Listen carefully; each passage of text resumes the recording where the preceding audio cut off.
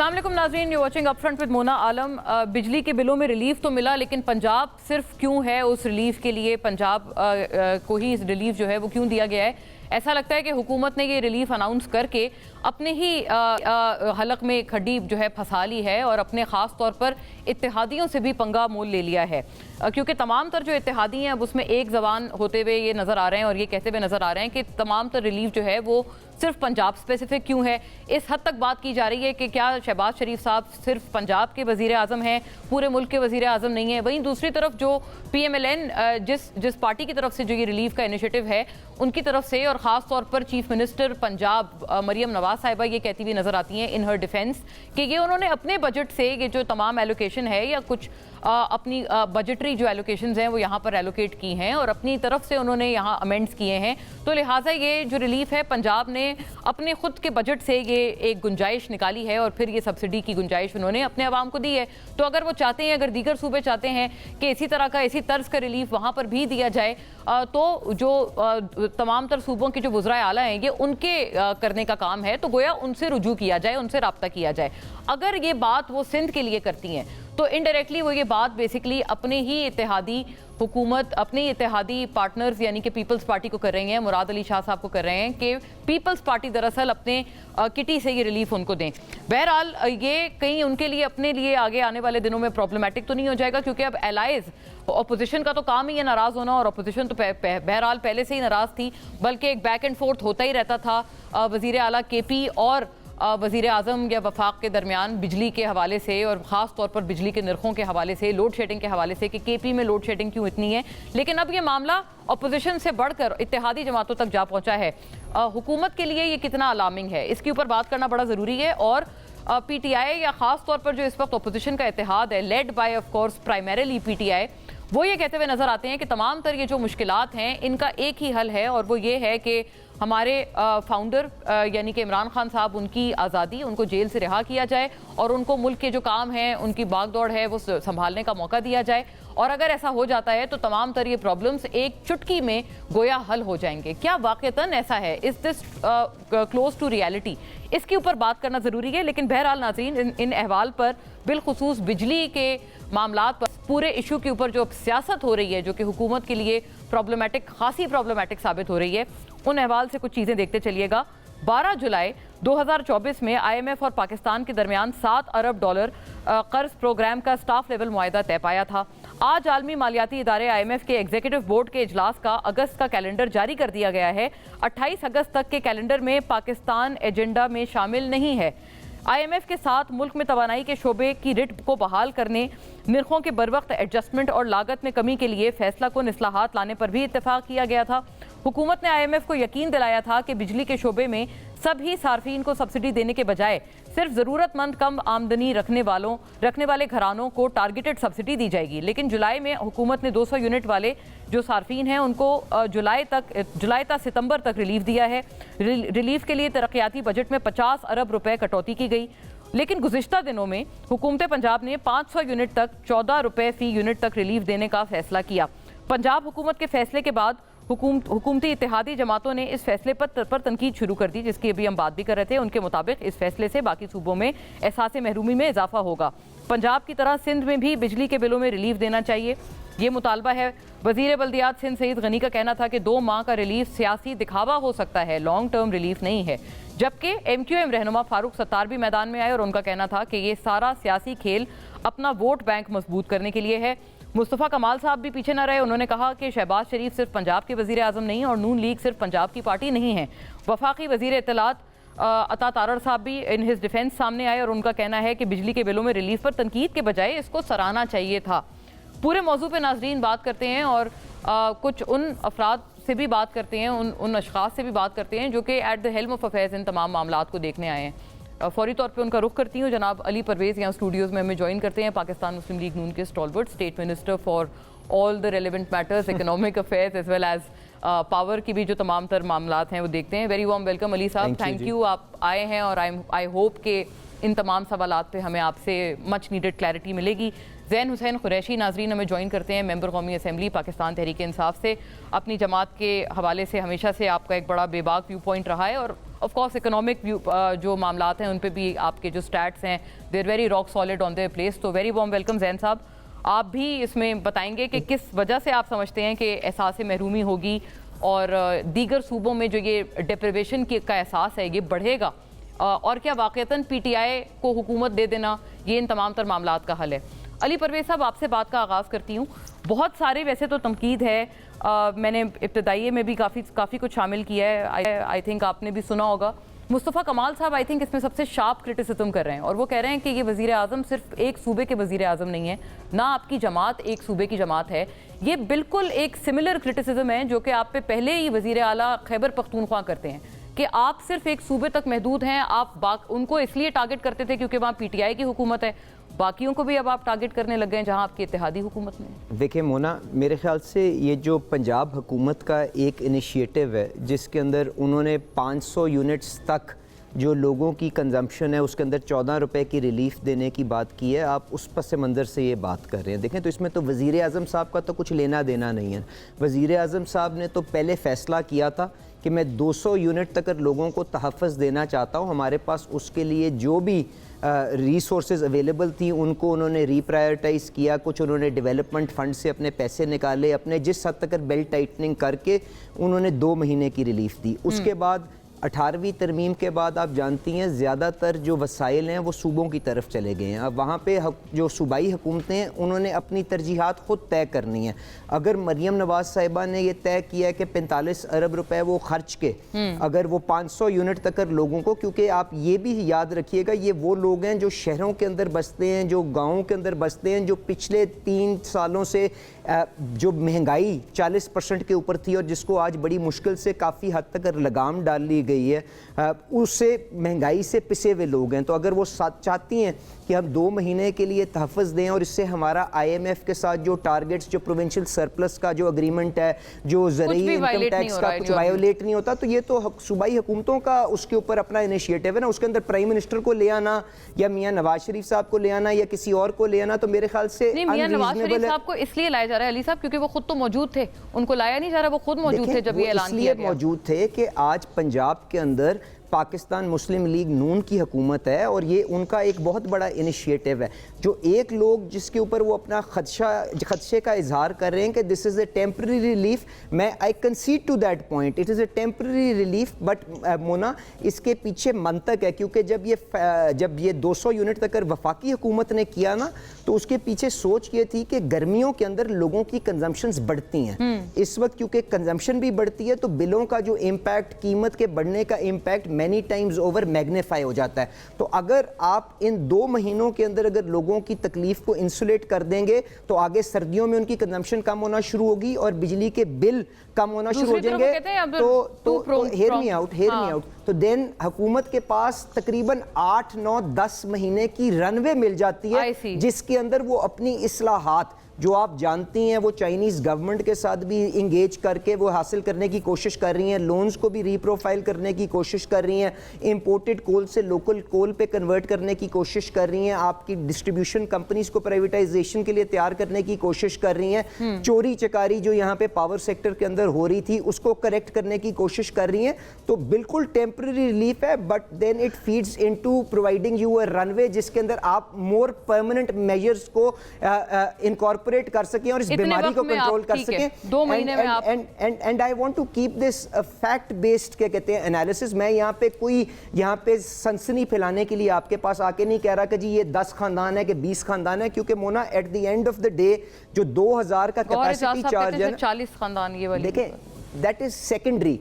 मैं आपसे गुजारिश ये करता हूँ, आप 2000 अरब का, पहली बात तो ये है इन एन एनवायरनमेंट जहाँ पे आपकी कंजम्पशन 10,000 मेगावाट पे जाती है सर्दियों में और आपकी पीक कंजम्पशन 30,000 मेगावाट पे जाती है और आपका सिंगल बायर मार्केट है जो हुकूमत पाकिस्तान है, तो कोई भी सरमायादार आपके मुल्क में आके प्लांट नहीं लगाएगा जब तक आप उसको इस चीज़ की एश्योरेंस नहीं देंगे कि जी मैं आपका डेट के ऊपर आपको पैसे कवरेज आपको दूंगा और आपको ये वसाइल मुहैया करूंगा। तो इस मेरे ख्याल से सियासी शोबदाबाजी में जाने के बजाय हमें पॉलिसी के ऊपर बात करना चाहिए। And I will just conclude on this point कि उस 2000 अरब के अंदर से 5-7% की अमाउंट जो है, less than 100 billions, is attributable to private businesses.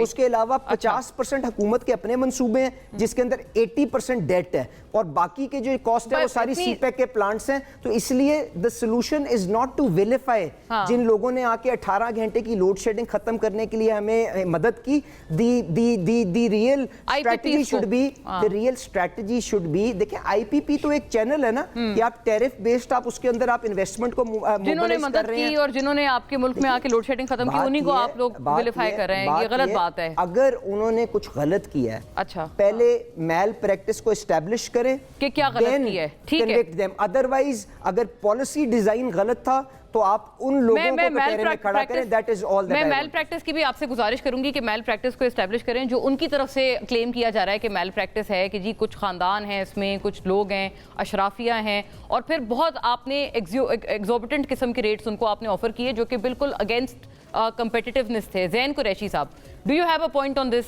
क्या इन तमाम तर मामलात का जो आप लोग हल प्रपोज करते हैं कि ये आप मुस्कुरा रहे हैं कि हुकूमत जो है इनका जो है वो क्या कहते हैं बस्ता इनका गोल करके फौरन पीटीआई को हुकूमत दे दी जाए and you will have solutions to all the problems, ये भी अनरियलिस्टिक बात है, इजंट इट? बिस्मिल्लाहिर्रहमानिर्रहीम। मोना, सबसे पहले तो आपसे गिला करूंगा कि आपने इस फुल टॉस टॉपिक के ऊपर मेरे भाई अली परवेज मलिक को मेरे सामने बिठा दी है। अब मैं मजबूर हो गया हूं कि मैं अपनी जो है ना गुफ्तगू मोहतात होके करूं, but just to take what Ali Parvez Malik has said at face value कि इस पे सियासी शोबदाबाजी नहीं करते। जी जी जी। और this is the primary objective of the entire talk. क्योंकि अली यहाँ पे बैठे हैं तो मैं इनकी नीयत पे भी शक नहीं करूंगा। मेरे इनसे 2-3 सवालात हैं, उसके ये जवाब दे दें तो मैं कोई इसके ऊपर तनकीद बराए तनकीद नहीं करूंगा, कोशिश करूंगा तनकीद बराए इस्लाह हो। पहली बात, before I get to that, मैं एक क्लैरिफिकेशन आपको भी दे देता हूं कि हम ये कतई नहीं कहते कि पाकिस्तान तहरीक इंसाफ को हुकूमत दे देनी चाहिए। हम किसी से हुकूमत मांग नहीं रहे हैं, हम आवाम के जोर पे हुकूमत लेंगे। हम तो ये कहते हैं कि 8 फरवरी को होने वाले इलेक्शन में भी हुकूमत हमारी थी, हमारे से चुराई गई है, हमारा मैंडेट चुराया गया है, तो हम किसी से हुकूमत मांग रहे नहीं है। एक सूबे में हमें हुकूमत मिली हुई है, वहां पे हम परफॉर्म करके दिखा देंगे और इंशाल्लाह जब मुल्क में मिलेगी तो वहां भी परफॉर्म करेंगे। अब आ जाते हैं इस बात के ऊपर। पहली बात तो अली से पूछ लेते हैं कि 45 अरब रुपए का जो मियां नवाज शरीफ और मोहतरमा मरियम नवाज ने जो ऐलान किया है, वो मेहरबानी फर्क है ये तो बता दें कि ये 45 अरब रुपए कहां से आ रहे हैं? ये आसमान से गिरेगा या वफाकी हुकूमत उनको देगी? ये कौन से अपने जो है एडीबी के अंदर कट लगाकर कहां से ये पैसा दे रहे हैं? पहला सवाल। दूसरा सवाल, मान लेते हैं कि ये पंजाब के अंदर सब्सिडी देना चाहते हैं, ये एक फेडरल इदारा है, ये फेडरल इदारे के अंदर बिजली के बिल के अंदर पंजाब के सार्फिन को क्या मैकेनिज्म इस्तेमाल करेंगे ये सब्सिडी देने का? पंजाब के पास ऐसा कोई इख्तियार ही नहीं है कि वो एक फेडरल इदारे की किसी भी चीज के ऊपर, मैं आपको उसकी मिसाल दे देता हूं। जब पाकिस्तान तहरीक इंसाफ की हुकूमत थी और हमने फैसला किया कि हम खाद के ऊपर सब्सिडी देना चाहते हैं, तो हमें यही तब बताया गया था कि ये फेडरल इदारा है और इसमें प्रोविंसेस जो है वो अपनी सब्सिडी नहीं दे सकते।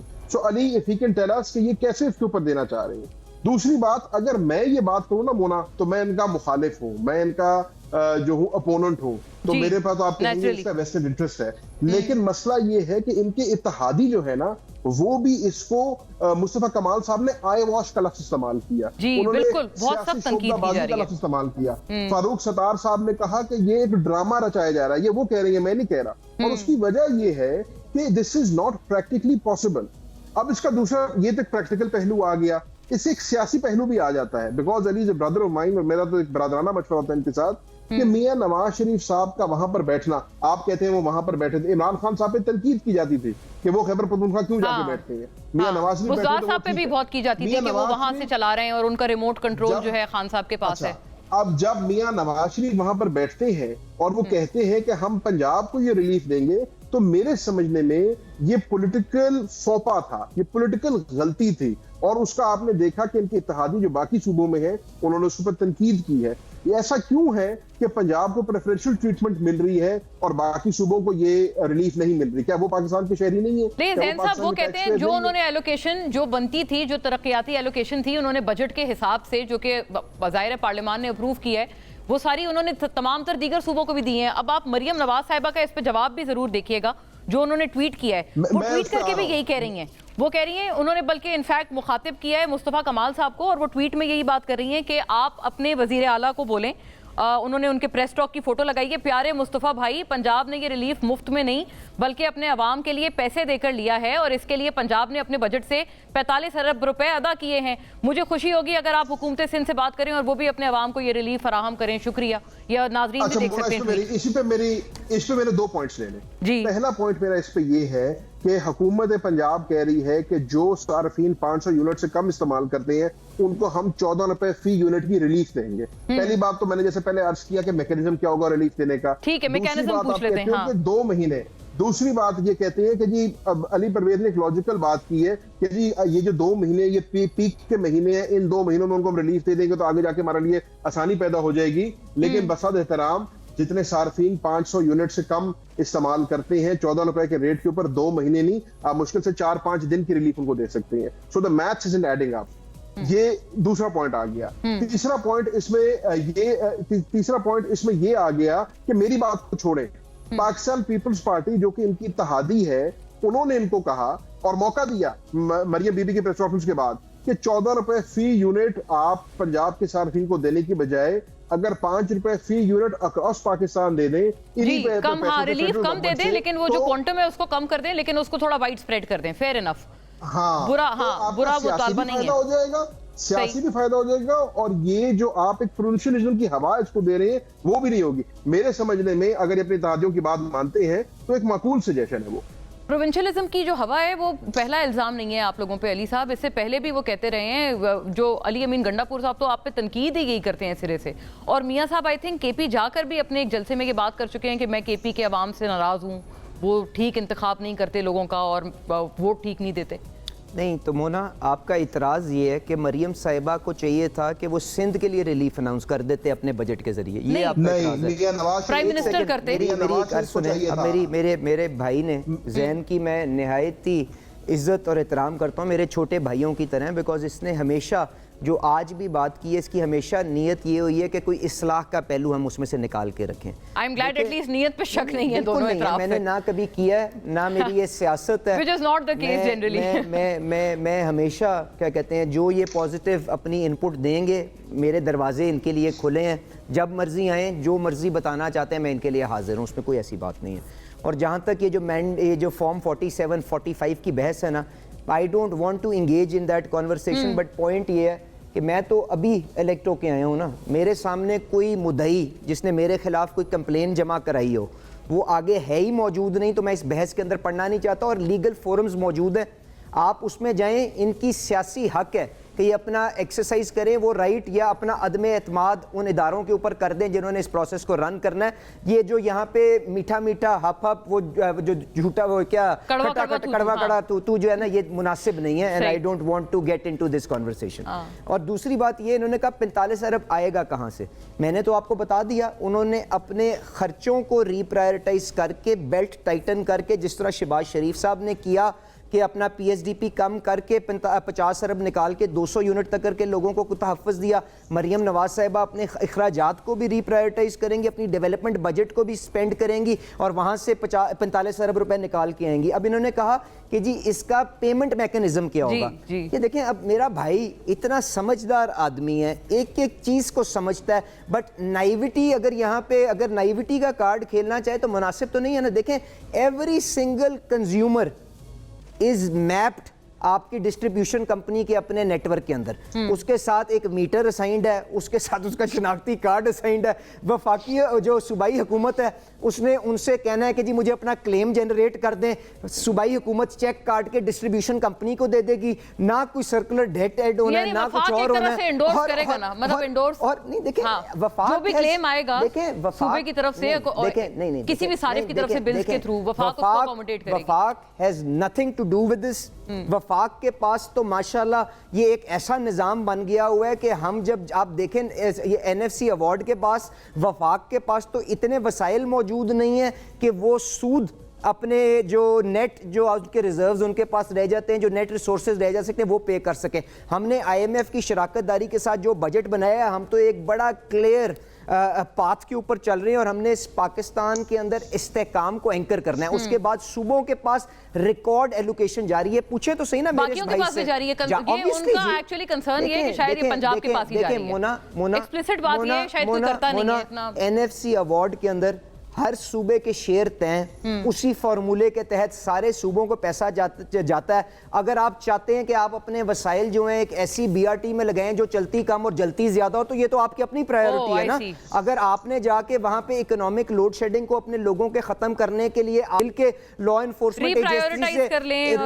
इन्फोर्समेंट एजेंसी से अपनी बिजली चोरी को कंट्रोल नहीं करना, आपने सिर्फ जाके हुकूमती जो इमलाक है उनके ऊपर हमला करके ब्रेकर ऊपर करने हैं, आपने GHQ पे कभी हमला करना है, कभी कुछ और करना है, ये तो अपनी आपकी सियासत का तर्ज है ना। ये वाली तो गुजारिश ये मेरे let me then answer and उसके बाद ये कह रहे हैं कि इत्तेहादी कह रहे हैं, नहीं मैं let me just close this loop. इत्तेहादी कह रहे हैं आई वॉश है भाई, अगर वो इत्तेहादी रहते दूसरे हुकूमत में जहां पे हमारा वजीर आला नहीं है, तो हम उसके अंदर उनको दरख्वास्त ही कर सकते हैं ना, हम उसको जाके अपनी डिसीजन को फोर्स तो नहीं कर सकते। वो हमने ये मशवरा के तहत उनके जो भी पैसे बनते हैं उनको आप दे दें। अच्छा, आपका ख्याल है वफाकी हुकूमत से पैसा सिर्फ पंजाब को ट्रांसफर हो रहा है और बाकी सूबों में नहीं जा रहा?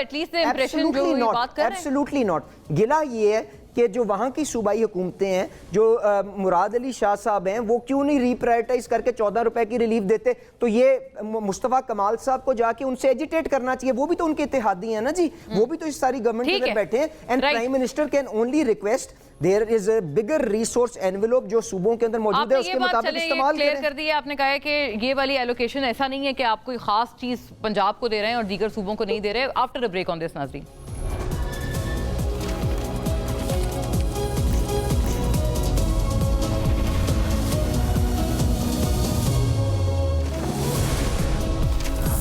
वेलकम बैक नाजरीन। जी जैन साहब, बहुत सारे मामलात हैं जो कि आपकी तरफ उठा के रखे गए हैं और ये बात सही है, फैक्चुअल है कि आपको बार बार बताया जाता है कि आपके सूबे में कौन कौन बिजली चोर हैं, बड़े लोग जो बड़े माफिया हैं जो बिजली चोरी करते हैं। गंडापुर साहब हमारे प्रोग्राम पे थे सम मंथ्स अगो, मेरा ख्याल है 2 महीने पहले की बात है, तो उन्होंने भी ये सारा मलबा वफाक पे डाल दिया। वेरएज वफाक का व्यू पॉइंट आपने सुना अली परवेज साहब से, वो कहते हैं आप एक्शन लेना अपने सूबों में बिजली चोरों के खिलाफ, आप लॉ एनफोर्समेंट एजेंसीज को उनको बाकायदा हार्बर करने के लिए कहते हैं। तो ये तो आप प्रायोरिटाइज या रीप्रायोरिटाइज नहीं कर पा रहे हैं, तो आप you can not blame another province for this, for your own failures.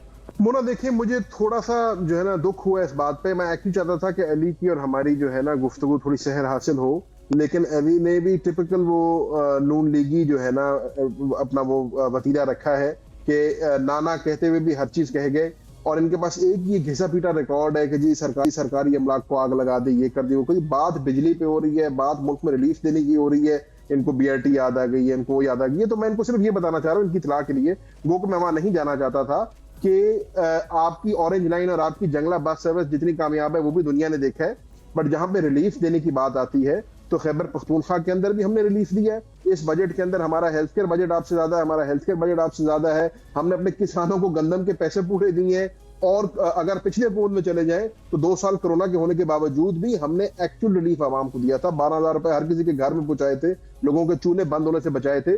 तो हमें ये प्रायोरिटीज के बारे में ना बताएं कि हमारी प्रायोरिटी क्या है। हमारी कभी प्रायोरिटी ये नहीं रही जो नून लीग की रही है कि एक मेगा प्रोजेक्ट ले आओ, उसमें से करोड़ों अरबों के किकबैक्स भी ले लो और फिर उसी को जो है 15 साल बेचते रहो। हमने ह्यूमन डेवलपमेंट में इन्वेस्ट किया है, हमने पाकिस्तान की आवाम में। जैन साहब वो कहते हैं आप लोग उन लोगों को बदनाम कर रहे हैं जिन्होंने मुश्किल वक्तों में पाकिस्तान के साथ मुआहदे किए, IPPs वगैरह, उन्होंने बिजली घर लगाए, लोड शेडिंग खत्म की। बात सुने मोना, देखे हम उन्हें बदनाम नहीं कर रहे, ना हम कह रहे हैं कि IPP के उन्होंने जो मंसूबे किए वो गलत। हम ये कह रहे हैं कि आपने उस वक्त गलत फैसले किए। आज मुल्क के अंदर जो बिजली का बहरान बना पड़ा है उसकी बुनियादी वजह आपकी कैपेसिटी पेमेंट्स है। उनकी बुनियादी वजह आज क्या है, वो 40 खानदान वाली बात ठीक तो है। आज आपके मुल्क में 18% और 20% कैपेसिटी पे IPPs चल रही है और पैसे वो आपसे पूरे ले रहे हैं। आज आपने अरबों रुपए का सेक्युलर डेट जो है पहले इनको दे दिया, उन्हीं खानदानों को आपने ओब्लाइज किया, उन्हीं को आपने पैसे दिए, आज फिर वही डेट आपके सर पे आ गया। और इस मुल्क में कभी भी बिजली का बहरान खत्म नहीं हो सकता जब तक आप कैपेसिटी पेमेंट का इशू नहीं खत्म करेंगे। तो हम आपसे ये कह रहे हैं कि जो आपने उस वक्त IPP कॉन्ट्रैक्ट्स किए थे, अब ये बेहतर बताएंगे कि किस नीयत से रीनेगोशिएट करें ना, वो तो खैर बाय एंड लार्ज सबका तो मुतालबा अच्छा, है तो जी। जो एक सेकंड जो आईपीपी कॉन्ट्रैक्ट पाकिस्तान तहरीक इंसाफ के दौर में रीनेगोशिएट हुए, सारे इनसे बेहतर टर्म्स हुए हैं, तो इनका भी यही काम है ना, ये भी रीनेगोशिएट करें, क्यों नहीं कर रहे हैं ये? Very fair. उनके दौर में अगर हो सकते हैं तो आपके दौर में क्यों नहीं हो सकते? देखिए, अली साहब, मोना, गुजारिश इस तरह से है कि मेगा प्रोजेक्ट किसको कहते हैं? एक सूबा जो पंजाब का तीसरा हिस्सा हो, वो 3 गुना महंगा बीआरटी का वहां पे मंसूबा प्रोजेक्ट करे जो चले कम और ज्यादा आग लगे जिसको, तो मुझे बताएं क्या ये मेगा प्रोजेक्ट नहीं होता? और उसके बाद मैंने आपसे बात की कि ये पंजाब स्पेसिफिक बात ना करें ना, आप नेशनल लेवल पे बात करें, अगर आप नेशनल पार्टी हैं तो। आप किस तरह मैं नेशनल लेवल की बात करूं? आप एक सूबाई हुकूमत के इनिशिएटिव को, जिन्होंने अपनी आवाम को रिलीफ दिया, उसको अगर आप बैठ कर डिस्कस करेंगी तो मैं जिस सूबे में इनकी आपने भी मिसाल दी ना, वो भी तो उनके अपने सूबे का था। तो हमारी जो बीआरटी की कीमत है वो 3 बीआरटी उस कीमत में लगी है जितनी में इनकी 1 बीआरटी लगी है, और वो चलती कम है और जलती ज्यादा है। क्या ये फैक्ट नहीं है? मुझे बताएं, वहां पे ये कहते हैं कि प्रायोरिटीज की बात करते हैं, सारा कुछ गलत करते हैं। इनको क्या रोटी की कीमत पेशावर के अंदर क्या है, लाहौर के अंदर क्या है, और उसका वजन लाहौर में क्या है और पेशावर में क्या है, ये बता दें। हमने ये सुना है देखिए कि बिजली चोरी पंजाब में ज्यादा है, वहां पर आप लोग कुछ भी नहीं करते हैं ना, आप लोग लोड शेडिंग करते हैं। Please let's not confuse issues, let's not confuse issues. मैंने आपसे सिर्फ बात की थी प्रायोरिटाइजेशन की, मैंने नहीं उनकी बात नहीं सुनी, मैंने उनको सिर्फ गुजारिश की है कि प्रायोरिटाइजेशन की मैंने बात की थी अपनी। अगर ये तरजीह ये बनाएंगे कि इन्होंने जो लोग महंगाई से पिसे हुए थे, क्योंकि ये रिकॉर्ड खसारे छोड़ के गए थे जब हम आए थे, ये एक ऐसी हुकूमत में आ रहा हूं मोना, मैं I will answer one by one एक एक करके। जब ये इन्होंने हुकूमत छोड़ी, क्या ये बात फैक्ट नहीं है कि पाकिस्तान उस कीमत पे डीजल बेच रहा था जिसके ऊपर शायद सऊदी अरेबिया भी डीजल नहीं बेच रहा था? तो क्या पाकिस्तान की डिफॉल्ट इंजीनियर नहीं कर रहे थे? क्या पाकिस्तान के अंदर खसारे रिकॉर्ड पे नहीं थे? तो उसके बाद अगर पाकिस्तान को डिफॉल्ट से बचाया, उसके लिए आपने आईएमएफ का एक बड़ा नैरो पाथ आपने वॉक किया, अपने वायलेट कर दिया मुआहदा आईएमएफ का। मेरी गुजारिश सही हो गया। अब आपने कहा कि जी कि बिजली चोरी आप कह रही हैं पंजाब में ज्यादा, पहले जी वो ना एक एक करके जवाब दे सकता हूं ना। मुझे ये बताएं कि मैं आपको feeder to feeder, every feeder जो पंजाब का है, जो केपी का है, मैं आपको उस पे बता दूंगा किस पे कितना लॉस है और उसके मुताबिक इकोनॉमिक बेसिस पे लोड शेडिंग हो रही है। और गंडापुर साहब जाके किन फीडर्स के ऊपर जाके लोड शेडिंग को खत्म करके सर्कुलर डेट को जनरेट करें, मैं ये फैक्ट बेस्ड कर दूंगा। इसमें जज्बाती होने की तो कोई जरूरत नहीं है ना, जो आके के नून लीगी हो गया या पीटीआई हो गया, हम तो पाकिस्तानी हैं, कुलीग्स हैं, उसके मुताबिक गुफ्तगू को आगे लेके चले। अब इन्होंने जो बात की कि जी हमने बहुत यहाँ पे हाथम ताई बन के हमने रीनेगोशिएट किया, मोना गुजारिश ये है कि आपके पास आईपीपीज या पावर सेक्टर के अंदर इन्वेस्टमेंट 3 पॉलिसीज के तहत हुई है, 94, 2002, 2014-15 के प्लांट्स के अंदर। इन्होंने जो रीनेगोशिएशन की उसकी बुनियाद ये थी कि ये वो प्लांट्स थे जो 94 के अंदर प्राइमरीली लगे थे, जो 2002 के अंदर प्राइमरीली लगे थे, जिनके पीपीएज अपनी काफी मुद्दत सर्व आउट कर चुके हुए थे और जिन्होंने अपना प्रिंसिपल जो था रिकवर कर लिया था। इसलिए इनके पास ऑप्शन मौजूद थी कि अपने साथी जो आज इनकी वजह से या ये उनकी वजह से तकलीफ के अंदर हैं, जिनको आप जानती हैं चकवाल से जिनका तल्लक है, उनके डंडा दिखा के इन्होंने उनको डॉलर इंडेक्सेशन, जी हाँ बिल्कुल ये जानते हैं, डॉलर इंडेक्सेशन, मैं डॉलर इंडेक्सेशन को इन्होंने रुपये में कन्वर्ट करवा लिया था, बिकॉज उनका फॉरेन एक्सपोजर खत्म हो गया हुआ था। एंड उससे जो बेनिफिट था, उसका जो बेनिफिट था चंद पैसों का हुआ था। मैंने आपसे पहले गुजारिश की कि सियासी शोफदाबादियों के बजाय आप ये देखें, मेरी बात तो सुने कि आपकी bulk of the problem is now जो आपके हुकूमत के प्लांट्स हैं और जो आपके सीपैक के प्लांट्स हैं, जिसके अंदर फॉरेन इन्वेस्टर्स भी इन्वॉल्व हैं, फॉरेन करेंसी का एक्सपोजर भी इन्वॉल्व वो नहीं था ये, तो वहां पे अगर आप उसको मुझे बताएं रुपये के ऊपर किस तरह उसको इंडेक्स करेंगे जब तक आप उनकी लाइबिलिटी सेटल नहीं करेंगे। लाइबिलिटी सेटल करने के लिए आपके पास डॉलर के ज़खायर होंगे तो आप उसको कन्वर्ट कर सकेंगे ना, अदरवाइज तो आप कर नहीं सकते। तो उसके बावजूद जो एफर्ट्स हो रहे हैं रीप्रोफाइलिंग के अंदर, जो बेपनाह एक इस्लाहात का एक एजेंडा आगे लेके चल रहे हैं, हम उसके ऊपर पेशरफ्त करें इंशाल्लाह ताला। हम इसीलिए रनवे क्रिएट करें ना 8-9 महीने की, कि हम लोगों के लिए देरपा हल दे सकें। It is as simple as that. Jain साहब 2 सवाल आते हैं। एक तो बहुत सीरियस एलिगेशन है कि वो कहते हैं फैज अमीन साहब की बेसिकली उन्होंने बात की, उनका रेफरेंस था कि उनके जरिए आपने उन पावर प्लांट्स को या वो वाले जो आईपीपीस थे उनको आपने फोर्स किया कि वो ये रीनेगोशिएशन में आपके साथ हामी भरें और उससे चंद रुपयों का फायदा हुआ, कोई खास ऐसा फायदा नहीं हुआ मुल्क को। एक तो ये बड़ा सीरियस एलिगेशन है, दूसरा ये व्हाट्सएप चैट जो गर्दिश कर रही है रऊफ हसन साहब की विद करण थापर, ये इंडियन जर्नलिस्ट हैं और काफ़ी अच्छे अक्लेम्ड इंडियन जर्नलिस्ट हैं, उनके साथ वो कह रहे हैं ब्लडी रेवोल्यूशन आने वाला है, Pakistan appears ripe for a bloody revolution. तो वो कहते हैं, मतलब पीएमएलएन की ये बात है कि वो पुरानी मिसालें आपको नहीं दे रहे कि IMF का मुआहदा वायलेट किया, अभी भी रिसेंटली भी आपकी जमात यही तमाम चीज़ें और यही चाहते हैं कि मुल्क में ये तमाम चीज़ें हों। मतलब एक जो शख्स है जो ब्लडी रेवोल्यूशन चाहता है वो इकोनॉमिक वेलफेयर भी चाह सकता है इन द मीन टाइम। अच्छा मोना, मैं आपके सारे सवालों के जवाब देता हूँ, लेकिन सबसे पहले मेरे भाई ने जो बात की है ना, वो मजबूर कर रहे हैं मुझे बात करने पे, shooting himself in the foot. इन्होंने कहा कि जी रोटी की इन्होंने बात की है सिस्ती, पेशावर में और पंजाब में। अली भाई फॉर गॉड सेक प्लीज, मतलब है पंजाब की आवाम के जख्मों पे नमक ना छिड़के। जो आप लोगों ने गंदम के साथ, इस पंजाब के किसान के साथ किया है, जिस किस्म का आपने शब खून उन पर मारा है, अगर आप उनको उनकी मेहनत का मुआवजा ही दे देते, आपको ये तंदूर पे खड़े होकर रोटियां सस्ती ना करनी पड़ती। So please do not sit on a talk show and tell people कि आपकी रोटी सस्ती है, आपकी रोटी का वेट ज्यादा है। भाईजान कीमत पूछ रहे हैं वो, रोटी की कीमत की बात नहीं हो रही सर, जिस चीज से वो रोटी बनती है, जिस गंदम से वो रोटी कहते गंदम आपने बड़ा इंफीरियर, रोटी की कीमत पूछे, गंदम को तो लेता बहस कर लेंगे ना। चले रोटी जैसी भी मिल रही है, रोटी सस्ती तो मिल रही है, बनती है। दूसरी बात मोना नहीं, लेकिन मैं सिर्फ ये कह रहा हूं कि देखें, जब पंजाब का किसान मैं अली परवेज मलिक को एक संजीदा और एक सीरियस आदमी समझता हूं मुस्लिम लीग नून के अंदर। वैसे बाद में मैं बैरिस्टर अकील को भी समझता था, मेरा भाई है, लेकिन आज उससे प्रेस कॉन्फ्रेंस की है, मुझे शक हो गई है। Having said that, किसने की है? पंजाब के, उम्मीद है आप पे ऐसे शकूक ना हो उनको। नहीं, जो मर्जी मेरे पे शक करें, मैं इनकी फिर भी तारीफ करूंगा, पर मुझे रोटी की कीमत बता दें। आप पे नहीं कह रहा, मैं सिर्फ ये कह रहा हूं, जब पंजाब का किसान आपकी गुफ्तगू सुनेगा, जिसके घर पे आज भी गंदम पड़ी है, जिनको वो बेच नहीं सका, तो उसको बहुत तकलीफ होगी। आप जो मोना बात कर रही हैं, जहां तक जनरल फैज हमीद की बात है, तो वो ऑब्वियसली एक उनकी फौज का अपना सिस्टम और उनका अपना मामला उसको कर रही है। इन्होंने सारा मलबा जो है जनरल फैज हमीद का हमारे पे गिरा दिया है, ये भी बराबर के शरीक है उसके अंदर। फैज हमीद को लाने वाले तो ये थे, राह दिखाने वाले तो ये थे। मैं उसके ऊपर ज्यादा बात नहीं करना चाहता। इंटरेस्टिंग। उनको लाने वाले रीनेगोशिएशन कहां पे हुई, ये पूछे? नहीं क्यों, कैसे का क्या मतलब है? अच्छा मखदूम साहब, मुझे ये बताएं, वो रीनेगोशिएशन कहां पे हुई थी?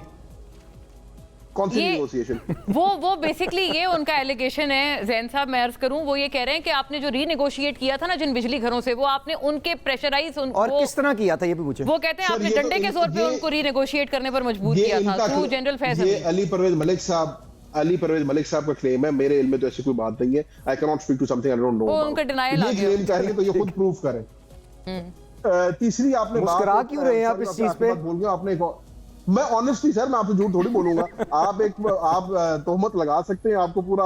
मैंने तो किसी का नाम भी नहीं लिया, मैंने तोहमत तो लगाई नहीं। मैं आपसे पूछ रहा हूँ, आपके भी वो सारे दोस्त हैं जिनको डरा के धमका के जहाँ पे ये काम हुआ, उनसे आप भी जिस तरह व्हाट्सएप पे भी पूछ रहे, और ज्यादा संगीन हो गई है allegation. Again clearly Ali Parvez Malik को कुछ ऐसा पता है जो मुझे नहीं पता, तो मैं उसको कैसे बात कर सकती हूं? चले, not privy to any such information. Alright, हां, तीसरी चीज आपने रऊफ हसन वाली, सॉरी आखिरी बात, आपने एक रऊफ हसन वाली बात की। देखिए मोना, आई ऑनेस्टली फील के मुस्लिम लीग नून ने जो है ना माउंटेन आउट ऑफ मोल हिल बनाया है, और उसकी मैं आपको वजह बताता हूँ। रऊफ हसन साहब जो है, he is the information secretary of the largest political party in the country. उस ज़मन में उनको हर किसी से बात करनी होती है, हर किस्म के जर्नलिस्ट से बात करनी होती है। तो ये कहना कि जी उनका जो है दुश्मन मुल्क के मीडिया के साथ ताल्लुक था, तो मैं सिर्फ ये अर्ज करना चाहता हूं कि 8 फरवरी के इलेक्शन के बाद नजम सेठी साहब ने भी उसी करण थापर को इंटरव्यू दिया है, और जो उन्होंने इंटरव्यू दिया उसमें भी सुन ले, जो उन्होंने बातें की वो भी सुन ले। तीसरी बात ये कहना कि क्योंकि उन्होंने उसके साथ, अगेन मैंने वो कॉन्वर्सेशन पढ़ी, right for a bloody revolution, ये हमने स्क्रीनशॉट भी अभी नाज़रीन को दिखाया है, ये बात उन्होंने की है। हाँ, अगर आप ये बात कर रही हैं और उन्होंने अपना कोई उनसे कोई जाती उनके साथ कोई बात शेयर की है, that in no way Pakistan appears ripe for a bloody revolution, ये बात थी। और आज गालिबन बैरिस्टर गौहर ने भी उनकी बात की तायीद की है। क्या कह के? ये कह के कि वो पार्टी के सेक्रेटरी जनरल ने संजीदा आदमी है, उनकी बातों को आप लोग बहुत ज्यादा बात का पतंगड़, वही आपकी वाली बात है। लेकिन ये ब्लडी रेवोल्यूशन वाली बात करना, वो भी एक इंडियन जर्नलिस्ट से, आपको लगता है कि ये इंस्टिगेशन के जुमरे में नहीं आती बात? या wishing ill for one's own country उसके जुमरे में नहीं आती। मोना, मैं यहीं पे एक डिस्टिंक्शन पैदा करना चाह रहा हूं, और प्लीज इसको, मेरी बात को फिर मतलब उसको गलत मंजरा लिएगा कि वो जर्नलिस्ट इंडियन हो, अमेरिकन हो, फ्रेंच हो या ब्रिटिश हो। जी जी, हाँ, इंडियन, हाँ, जो भी, ठीक है, ओरिजिन पे बात नहीं करते, फिर हाँ, ठीक है, ठीक है। तो नहीं, लेकिन बात ही सारी ये हुई है, बात ये हुई है कि दुश्मन मुल्क के जर्नलिस्ट के साथ उन्होंने ये सारा किया, एंड स्पीक्स टू हिज नहीं, हाँ, वो आपकी बात ठीक है। मैं अपनी नाकिस राय में कह रही हूँ कि ये फर्क नहीं पड़ता किससे बात करें, लेकिन ये ripe for a bloody revolution, ये दिस इज अलार्मिंग, ये बात थी। हाँ, तो that could be his personal take on things, but that does not make it the official line of Pakistan Tehreek-e-Insaf. All right, ठीक है, right, thanks a lot to Mona. एक second, bloody revolution क्या myth को नहीं हमने करने की कोशिश की? ब्लडी रेवोल्यूशन क्या हमने पाकिस्तान की जब डिफॉल्ट इंजीनियर कराई, जब हमारा फाइनेंस मिनिस्टर पकड़ा गया कि ये खत लिखो ताकि पाकिस्तान डिफॉल्ट करे, ब्लडी रेवोल्यूशन क्या उस वक्त नहीं करवाने की कोशिश की जब हमने जहां पे तेल जो था वो सऊदी अरेबिया से सस्ता बेचना शुरू कर दिया? क्या ब्लडी रेवोल्यूशन उस वक्त हमने नहीं कराने की कोशिश की जब हम IMF के बाहर खड़े होकर हमने एहतजाज किया? नाजरीन, मेरे इतना ही था, इंशाल्लाह किसी और नशिस्त में। अभी ब्रेक की तरफ चलते हैं, वापस आएंगे, स्टे विद अस।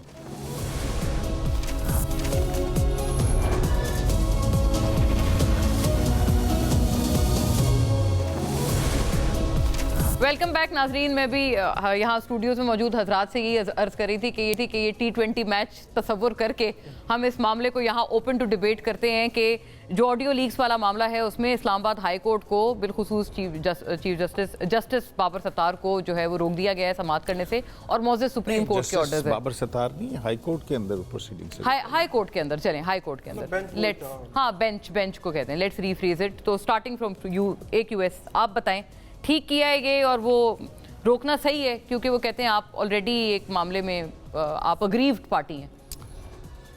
देखें, बात ये है कि लीगल पॉइंट और नुक्ता नज़र से देखा जाए, हाई कोर्ट्स के फैसलों के ख़िलाफ़ सुप्रीम कोर्ट में आया जाता है, और सुप्रीम कोर्ट जो है वो इनिशियल स्टेज के ऊपर जब देखती है, गवर्नमेंट को सुनती है, जजमेंट सस्पेंड भी होती हैं, मुअत्तल भी होती हैं। आपने मखसूस नशिस्तों के केस के अंदर भी ये देखा होगा।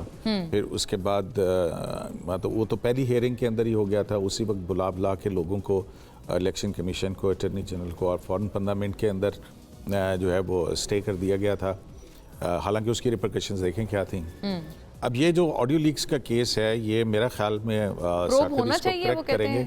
देख, सुन ले मेरी बात, अब सिर्फ उसके बाद प्रूव तो सब कुछ होना चाहिए। देखें, ऑडियो लीक्स का केस मेरा ख्याल, अगर ये साकिब मुझे बताएंगे, को 20 महीने से तो चल रहा है मेरा ख्याल में। ऐसे ही है, ठीक है, एक साल हो गया, 1.5 साल हो गया। मतलब ये वो केस है जो कंक्लूड ही नहीं हो पा रहा है। अच्छा, आज जो गवर्नमेंट का वो था, अब इसमें देख लीजिए, इस मुल्क के अंदर मेरी भी ऑडियो लीक हुई हुई है, आपको भी पता है, ख्वाजा तारिक रहीम 11 मई गुड टू सी यू वाले दिन।